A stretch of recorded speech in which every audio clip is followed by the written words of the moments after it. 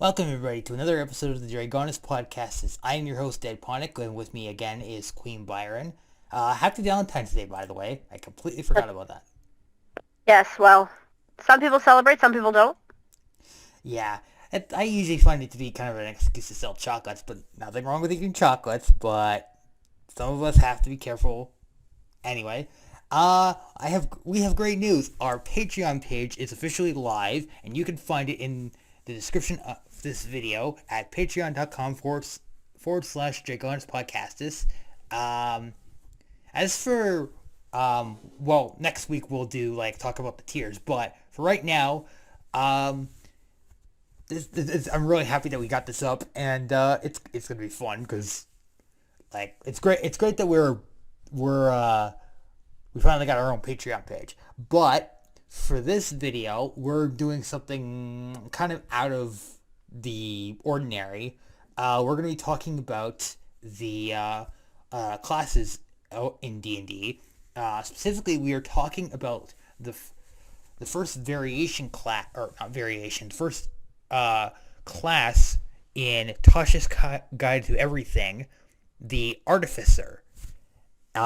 So Byron, what is the selling point of the Artificer, and what is their lore? Yeah, so I think that the Artificer or the Artificer, there's kind of two ways to say it, neither's wrong, is a really interesting and unique class because they are arcane spellcasters. They are spellcasters, but they see it more as a tool in crafting or creation. So in D&D lore, you kind of see that artificers don't really deal with spells so much. They do have magic, but they prefer to imbue objects with magic, to create magical items, and to focus more on permanent things rather than kind of a flash in the pan that a spell is. So, for example, I have played an artificer. I played a character who was a sea elf. She had kind of an industrial accident one day in her workshop, and her legs were blown off, and so she enchanted a chair. She took the legs off and enchanted a chair to float around and carry her where she needed to go. So she had kind of a magical wheelchair, which was an amazing tool. I was very happy to work with my DM to create this item. And that was kind of one of my infusions, which is something that artificers have, where they can imbibe things with magic, infuse things with magic, and create permanent, lasting magical effects. That's kind of what they look for in their role and the things that they do. Okay, when you said that your character blew her legs off, I was a little worried there. Yeah. Like, was it a chemical explosion? Was it an industrial explosion, or was it just a regular old explosion? A magic effect gone wrong, essentially. Yes. But, as an industrious sort, as artificers are, she said, well, I have a new problem, I will solve it. So she made a hover chair, if you will. And it was such an amazing character to play. I loved every minute of it. And this kind of goes to show the ingenuity, of the artificer and the things that they can come up with, the amazing things that they can do. Yeah, okay. I think I find that actually really interesting. So for anybody who is getting into D&D, why would someone want to play an artificer? Well, I would say you'd want to play an artificer if you wanted to dabble in magic, but not just casting spells. Really the creation of magical objects, or the, like we were saying, kind of infusing magic into objects. So they can kind of craft bags of holding, or they can create magical items from the things that they have. And sometimes those are temporary and they can craft something else, and sometimes they can make them a lot more permanent. So if that sounds interesting to you, where you like to deal with magic and maybe you want to cast spells, but you also want to tinker with magic items and things like that, I think you should play an artificer. So they would be something akin to a blacksmith in a sense, because they're in a sense, because they create magical weapons and magical items. I would also say, if you don't want to pay an artificer to make make a magical item for you, you could just get the artificer in your party to do it, and they get get XP if that's what your DM would be agree to of that. I think that would be an effective role playing element, as well as it's a fun way to use the artificer. Yeah, and it really lends itself well to party composition as well, because you can make magic items for your party members, and you're creating that synergy and that relationship between your characters, so you can really help each other out. Yeah. So, in terms of when you're engaging in combat, what would you say is the combat role of an artificer? Yeah, so I think that they have, pros and cons for doing melee or ranged, but there are different subclasses that provide more or less features for one aspect. So if you wanted to get up there and hit things, you could do that. I think the Artificer really shines, though, as kind of a support class almost, where you're maybe in the mid-ranks or in the back a little bit, and then you can buff your party with spells, or maybe you've got magic items that you've crafted, and you can use those in battle, and then you've got, your spell attacks, and you probably have a melee weapon of some kind. And there is one Artificer subclass that actually can create a magical kind of a cannon, which is a really fun thing to do, and it can deal a ton of damage, and it's a really amazing avenue to deal damage if that's what you're looking for. Yeah, reading Tasha's annotation here, some artificers ask the hard questions. Couldn't there be even more collateral damage? Yeah, that sounds about right. Yeah, and if you like blowing stuff up, then artificer is definitely for you. Yeah, for sure. Yeah. So okay. So in terms of the party role, I think we already discussed that. But and in terms of role playing options, I say we also discussed that too. But kind of going back to what I said, it provides, as you said too, the best. It provides a lot of great party synergy. There's a lot of role playing opportunities. There's chances to really flex the muscles a little bit, which is I find pretty interesting. In terms of the class's strengths, what would you say the biggest strength of the class is? Yeah, I think that adding those magical elements to your party is a really great opportunity. Um, Bags of holding are so universally, uh, such an amazing thing that a lot of adventuring parties end up needing or wanting. And early levels, the Artificer can just kind of create one or manifest one. So that's really amazing thing that they can do. And they just have a bunch of, different options depending on which subclass you want to go with. And they've got, like I said, the magical cannon they can make. One of the subclasses can make a kind of not an animal companion, but a little bit similar, but it has a mechanical element to it. So think of it almost like a robo-dog. But you can flavor it to be different animals and different things like that. So they have a lot of different roles that they can take on depending on what your party might want or what your kind of character you're wanting to play. And again, with those subclasses, you can really hone in on a specific kind of archetype for your Artificer. Yeah, I totally agree with that. In terms of what would you say is the class's main weakness is? Not its biggest, but just its main weakness. Well, when you hyper focus on one aspect of play, you kind of leave those other options kind of open. So that's traditionally can be known as min-maxing, where you max out certain stats and you minimize some others. So if your Artificer is really smart, like with a high intelligence, if you've got a high con, a high constitution, you have a ton of hit points. But if you have a low dexterity, you're going to have a harder time dodging spells and things like that. Artificers don't really get a ton of healing options. Not that, most other classes get a little bit. Artificer just gets that same small amount. So there can be, holes if your party isn't fully well-rounded. Your Artificer is not going to fill every aspect that's needed. But they have a lot of good benefits. Yeah, they could be very diverse too. Now, speaking of the subclasses, so of the Artificer specialist, I believe. Let me just check.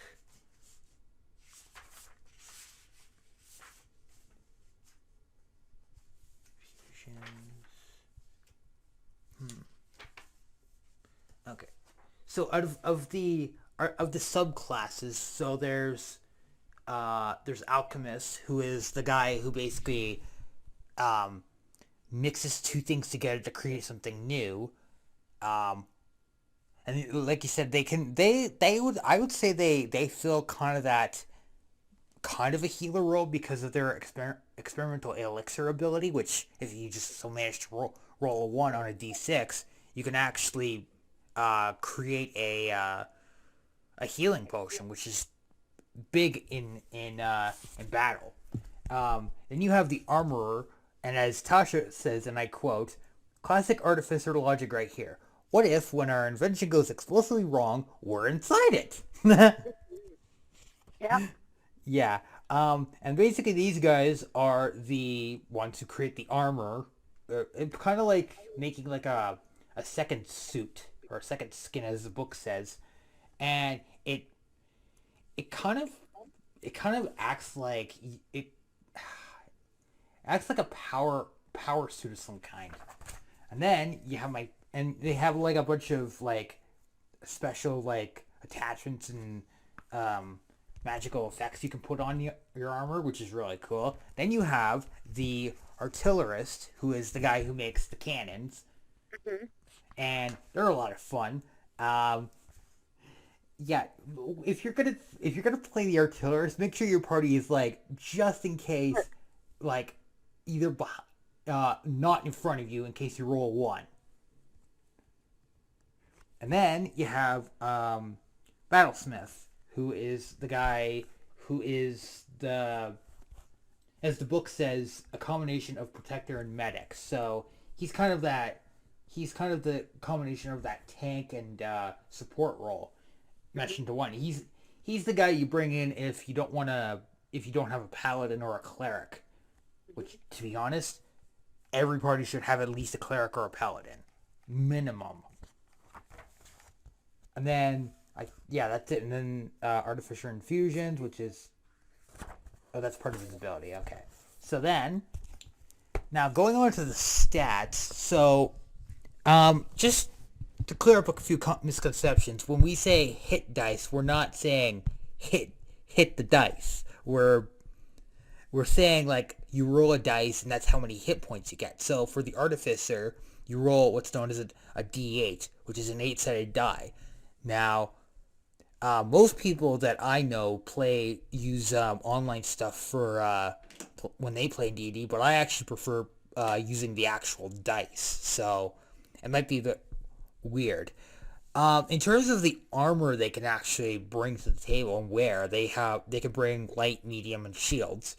And in terms of the weapons, now I did a little bit of research last night, and I found out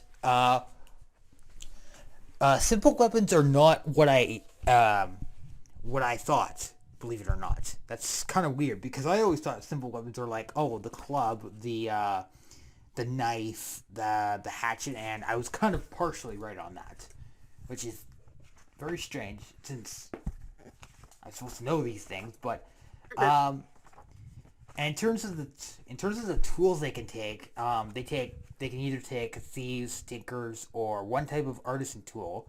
Now, just what exactly is an artisan tool? Just out of curiosity.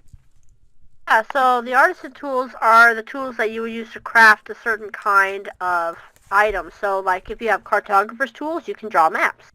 If you have like what's that one called? Like, woodworker's tools, you can craft wood items. If you have a tool set to forge documents, like a forger's kit, you can forge papers. So this is another area where the Artificer really shines, where they can use lots and lots of different tools, and they probably get them like in their starting equipment, depending on what you choose. And that can allow the party to do all kinds of things. Like, for example, with the thieves' tools, If you don't have a Thieves Tool kit, if you don't have a lockpick set, you cannot pick a lock. That's it. That's the whole thing. So having an Artificer can also be a great alternative to having a Rogue. That, alongside perhaps, like you said, a Paladin or a Cleric. Yeah, and can an Artificer disable a trap? Or Yeah. Oh, okay. Provided they can detect it. So simple weapons are kind of their average everyday weapon that you usually see, and that's what they take as their weapons. And then in terms of saving throws, the ones that the book recommends taking, or say they take, are Constitution and Intelligence. Now, I don't know a lot of monsters that actually have a DC check for Intelligence, but it's entirely possible. I mean, again, I'm not as familiar with 5th edition, but I know of a few monsters that are pretty scary, and they specifically target Intelligence. I believe the Mind Flayer is one of them too. I could be wrong about that. I think you are correct. Okay. And then finally for skills, they get to choose 2. So out of Arcana, History, Investigation, Medicine, Nature, Perception, and Sleight of Hand. Out of those, I would say Arcana and maybe Perception are the 2 that I would recommend taking. I mean, you can spec into whatever you want, but I would recommend taking the Arcana and Perception, because you can know when, like, if an item is magical and what kind of magic it is, and Perception allows you to do that. And also you can tell if you say you pick up the weapon from like a crypt or something, or a sarcophagus, if it's going to trigger a trap. And in terms of, for abilities, just kind of we're not going to go through all of them, but as you said, their main selling point is they like to tinker. They can infuse items with magic. They have a lot of abilities related to that, and they can actually make items that actually specifically store a spell, which is really cool. And for every, what is it, 5? And every so often you'll get depending on the subclass you picked, you get a feature from that subclass, which is really cool. And then finally, at level 20, you get their ultimate ability, which is Soul of Artifice. Let me just check 1 second.